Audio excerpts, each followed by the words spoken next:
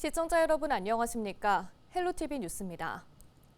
제21대 대통령 선거일이 6월 3일로 확정되면서 지역 주민들의 관심이 높습니다. 오늘 헬로티비 뉴스는 조기 대선을 앞두고 대선 공약 반영에 총력을 쏟고 있는 각 지역별 주요 현안 사업들을 정리해드립니다. 첫 소식입니다. 조기 대선 일정이 본격화되면서 누가 대선 후보가 될지 관심이 높습니다. 수도권 주요 단체장들도 대선 준비에 나선 상황인데요. 최대 승부처가 될 수도권, 어떤 현안들을 다루게 될까요? 미리 살펴보겠습니다. 이관성 기자입니다. 이번 조기 대선에서도 수도권 표심은 캐스팅 보트가 될 전망입니다. 전국 선거 때마다 수도권과 충청권 표심의 영향이 컸던 데다 수도권과 충청권의 유권자 인구까지 늘었기 때문입니다. 조기 대선이 다가오면서 수도권 현안들도 고개를 들고 있습니다. 수도권에서 해결해야 할 현안 중에는 수도권 매립지 종료와 대체 매립지 조성 문제가 맨 앞에 있습니다. 환경부와 서울시, 경기도와 인천시 등 4자 협의체는 환경부가 2026년 생활 폐기물 직매립 금지를 고시한 상황에서 아직 대체 매립지를 마련하지 못했습니다. 올 상반기 중 진행할 4차 공모에서는 부지 면적 축소 등 조건 완화를 검토하고 있는데 이마저 실패할 경우 아직 대안이 없는 상황입니다. 지난번 대선에서 수도권 대표 교통 공약이었던 GTX 노선 신설과 연장은 이번 조기 대선에서도 가장 큰 관심사입니다. GTX ABC 노선 건설이 계속 늦어지고 있는 상황에서 GTX-D Y자 노선과 이 노선 신설은 아직 국가철도망 구축 계획에 포함되지 않았고 다른 노선 안들도 실현될 수 있을지 아직 알 수 없습니다. 교통 현안 중에는 경인선 철도와 경인고속도로 지하화도 있습니다. 막대한 돈이 들어가는 지하화 사업을 수도권 3개 지자체가 어떻게 실현할 것인지 사업비 분담 등 구체적인 계획이 필요합니다. 수도권에서는 기존 정부의 부동산 규제 완화 정책이 계속 이어질지의 여부도 큰 관심사입니다. 국회에는 현재 재건축 재개발 인허가 절차를 단축하고 용적률을 법적 상한에 1.3배까지 높일 수 있는 재건축 재개발 촉진 특례법이 계류돼 있는데 대선 결과에 따라 그 방향이 바뀔 수 있습니다. 수도권에서 또 한 가지 눈여겨볼 것은 경기 북부 특별자치도 설치 논의가 다시 이어질지 여부입니다. 지난 총선에서 김포시 서울 편입과 충돌했던 경기 북부 특별자치도 설치 관련 특별 법안들은 국회에 발의된 이후 정치권의 관심을 아직까지 받지 못하고 있는 상황입니다. 헬로티비 뉴스 이관서입니다. 수도권에 이어 가장 많은 유권자가 있는 부산 경남 지역의 민심은 어떨까요? 낙동강 벨트가 조기 대선의 열쇠가 될지 또 지역 현안은 어떤 것들이 있는지 짚어봅니다. 김수정 기자입니다. 보수의 텃밭이라 불리는 부산과 경남. 하지만 PK 민심은 요동치고 있습니다. 2030 부산 세계박람회 유치 실패로 이어진 후폭풍 우려, 제조업 기반의 경남 경제 위기, 청년 인구 유출 등 지역 현안이 산적합니다. 속도를 내던 부산과 경남의 행정통합 논의는 이 조기 대선이 열리면서 시계가 느려졌습니다. 당장 이달부터 열리기로 했던 행정통합 관련 시도민 토론회는 잠정 연기됐습니다. 과거 좌초됐던 불경 메가시티에 이어 제동이 걸린 부산 경남 행정통합까지 PK가 소외감을 느낄 수밖에 없는 것 아니냐는 우려의 목소리가 나옵니다. 두 시도가 역점적으로 추진하던 특별법은 해를 넘겼지만 또 대선에 미뤄졌습니다. 부산의 글로벌 허브 도시 특별법과 경남의 우주항공 복합도시 특별법, 남해안권 발전 특별법 등인데 모두 지역 발전과 밀접한 겁니다.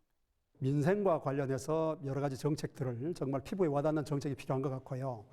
또 이제 일자리 창출, 왜냐하면 외부로 유출되는 인력이 많기 때문에 부산 경남 같은 경우에 일자리를 정말로 좋은 일자리를 많이 만드는 이런 분야에 좀 정책이 집중됐으면 좋겠습니다. 탄핵 정국 속 민심을 엿볼 수 있었던 지난 4.2 재보궐선거에서 PK 야권은 약진을 보였습니다. 보수 텃밭 PK의 정치 지형이 재편된 것이라는 말도 있지만 2달도 남지 않은 조기 대선 국면에 어느 쪽도 안심할 수 없는 상황. 650만 부산 경남 시도민의 민심은 어디로 향할지 관심이 쏠리고 있습니다. 헬로티비 뉴스 김수정입니다. 조기 대선을 앞두고 대구 경북에서는 홍준표 대구시장과 이철우 경북도지사가 동시에 대선 출마를 선언했습니다. 굵직굵직한 지역 현안 사업들이 추진력을 잃을 것이란 우려의 목소리가 나오고 있는데요. 시정 공백과 혼선은 불가피할 전망입니다. 이하영 기자가 보도합니다. 대구 경북 통합 신공항 건설과 대구 경북 행정 통합, 대구 도심 군부대 이전과 맑은물 하이웨이 사업 등 홍준표 대구시장이 재임 기간 추진해온 사업들입니다. 사업의 취지와는 별개로 일방적인 추진 방식에 임기 내내 불통 행정이라는 비판을 받아왔습니다. 사회적 합의조차 제대로 얻지 못한 상황에서 홍 시장이 조기 대선에 합류하며 각종 현안 사업들이 표류할 것이라는 지적이 나오고 있습니다. 홍준표 시장이 추진한 정책에 대한 이 대부분이 일방통행식으로 추진되었기 때문에 거기에 대한 되는 것도 없고 안 되는 것도 없고 주로 아주 가시적인 정책, SOC 사업 중심으로 해왔기 때문에 이런 정책들은 지금 와서 검증을 반드시 해야 되고 이후에 대구시가 힘을 모아서 계속 추진해야 될 사업과 그렇지 않은 사업들을 분리해낼 필요가 있기 때문에 옥석을 반드시 가려야 된다. 경북은 당장 시급한 산불 피해 수습과 복구 계획이 차질을 빚을 것으로 보입니다. 대형 산불로 피해를 입은 안동과 의성, 청송, 영양, 영덕 등 5개 시군 이재민 3천여 명이 여전히 대피시설에 머물러 있고 산불 피해에 대한 합동조사는 이제야 겨우 시작됐습니다. 올가을 경주에서 열리는 에이펙 정상회의 개최 준비에도 경고등이 켜진 상황. 대구 경북 두 광역단체장의 동시 대선 출마로 행정업무 공백은 물론 각종 현안 추진이 차질을 빚을 것이란 우려의 목소리가 커지고 있습니다. 헬로티비 뉴스 이하영입니다. 충청 지역은 역대 대통령 선거에서 승패를 가르는 이른바 캐스팅보트 역할을 해왔습니다. 이에 따라 선거 기간 후보들은 충청 지역 관련 공약을 발표하곤 했는데요. 하지만 선거가 끝난 후에는 공약을 지키지 않아 충청 홀대론이라는 단어까지 등장했습니다. 정호석 기자의 보도입니다. 충남은 지난 2020년 혁신도시로 지정됐습니다. 충남도는 기간 이전을 위해 4만 평에 달하는 부지를 매입했지만 충남으로 이전한 기간은 단 한 곳도 없습니다. 윤석열 전 대통령이 지난 대선 당시 충남 지역의 주요 공약으로 내세웠지만 말뿐이었습니다. 뿐만 아니라 윤 전 대통령이 직접 추진을 약속하고 대통령 인수위원회의 정책과제로도 선정된 제2서해대교 역시 무산됐습니다.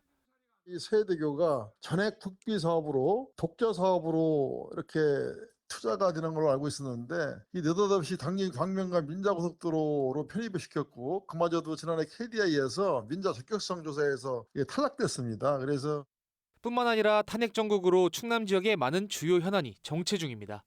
특히 올해부터 오는 2032년까지 석탄화력발전소가 단계적으로 폐쇄돼 이에 대한 대비가 시급합니다.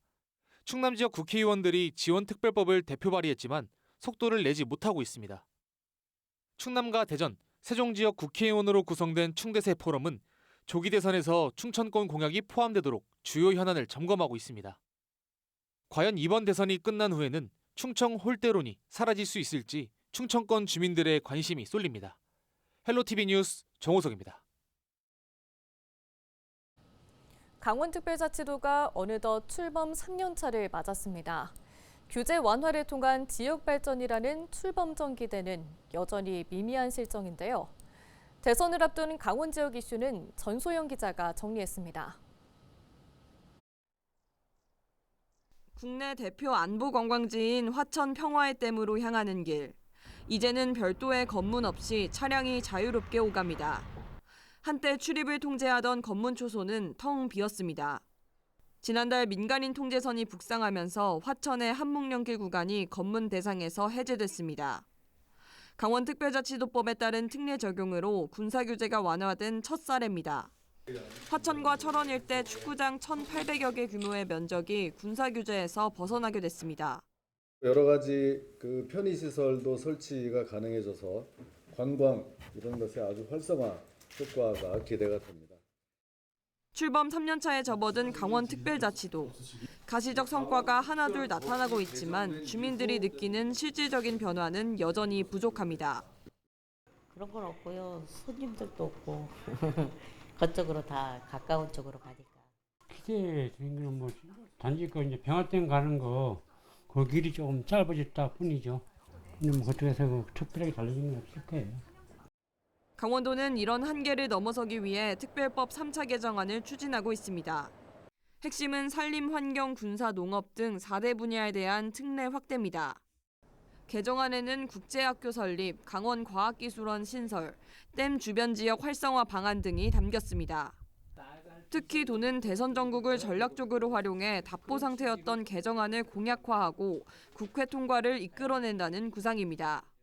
대선 전국과 관련해가지고 3차 개정안이 아주 원활히 통과될 수 있도록 공약으로 나중에라도 우리 3차 개정안이 원활히 통과될 수 있도록 지금 준비하고 있어요.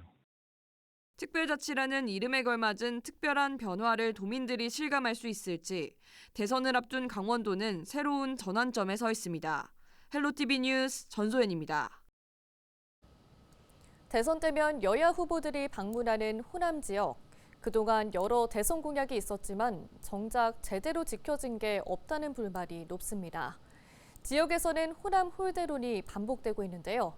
보도에 송하영 기자입니다.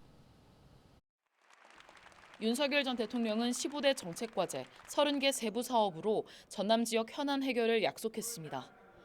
그런데 이 중 14건이 윤 대통령이 재임 후 탄핵되기까지 2년 10개월 동안 본 궤도에 오르지 못한 것으로 나타났습니다. 실제로 윤 전 대통령의 전남 공약 사업을 위해 필요한 국비는 23조 원이 넘지만 현재까지 확보된 예산은 3천억여 원에 불과합니다. 이행률은 76%지만 국비 확보는 1%대인 겁니다. 국립의과대학 설립의 경우 목포대와 순천대가 통합에 전격 합의했지만 정부와 의료계의 갈등이 봉합되지 않은 채 윤 대통령이 파면돼 안개 속입니다. 무안국제공항 관문공항 육성은 군공항 이전과 맞물려 제자리 걸음을 반복하다 제주항공 참사가 발생하면서 재개항 시기마저 불투명해졌습니다. 전북도 마찬가지입니다. 윤 전 대통령이 제시한 46개 국정과제의 이행률은 약 58%로 새만금 국제투자진흥지구 지정을 제외한 대부분은 협의 단계입니다. 총 사업비 규모는 25조 6천억여 원으로 확보된 국비는 1조 2천억여 원으로 집계됐습니다. 부안과 김제, 군산이 공동 운영할 특별지방자치단체를 설립해 새만금 개발을 촉진하는 새만금 메가시티 조성 사업은 구상 단계에 머물러 있습니다. 이 밖에 지리산과 덕유산 등을 포함한 지덕권 친환경 산림고원 조성 사업과 백두대간 60령 산림 조성 사업 등도 사전 행정 절차 수준에 그쳤습니다. 시민사회단체는 지역 현안 표류를 막기 위해 새로 들어설 정부의 관심이 필요하다고 강조합니다. 전남도와 전북도는 대선에 출마할 각 정당 후보자들을 상대로 공약 과제를 건의할 방침인 가운데 지역민들의 바람이 온전히 반영될 수 있을지 관심이 쏠리고 있습니다. 헬로티비 뉴스 송하영입니다.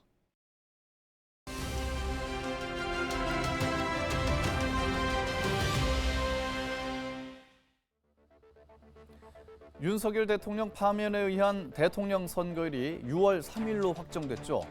혼란 수습과 국민 통합에 나설 지도자가 필요한 시점인데요. 과연 누가 위기에 처한 대한민국호의 키를 쥐고 험난한 파고를 헤쳐나가게 될까요? 대선 시간표를 볼까요? 먼저 출마할 단체장은 같은 공무원은 5월 4일까지는 사직해야 합니다. 후보 등록 마감은 5월 11일이기 때문에 각 당은 늦어도 5월 둘째 주까지는 경선을 통해 후보를 확정 지을 것으로 보입니다. 공식 선거운동은 5월 12일부터 22일 동안 펼쳐집니다. 사전투표는 5월 29일과 30일 이틀간 실시되고 본투표는 6월 3일 저녁 8시에 마감됩니다. 개표에서 당선이 확정되는 순간 새로운 대통령이 탄생하게 되고 취임식은 6월 4일 열립니다. 정권 교체냐 연장이냐 여기에 개헌 국민투표를 동시에 할 것인지도 쟁점으로 떠오른 가운데 중도층 표심을 얻기 위한 양당의 치열한 경쟁이 예상됩니다. 무너져가는 경제를 살리고 위기를 극복할 지도자를 뽑는 일, 유권자들의 소중한 한 표에 달려 있습니다. 헬로 브리핑이었습니다.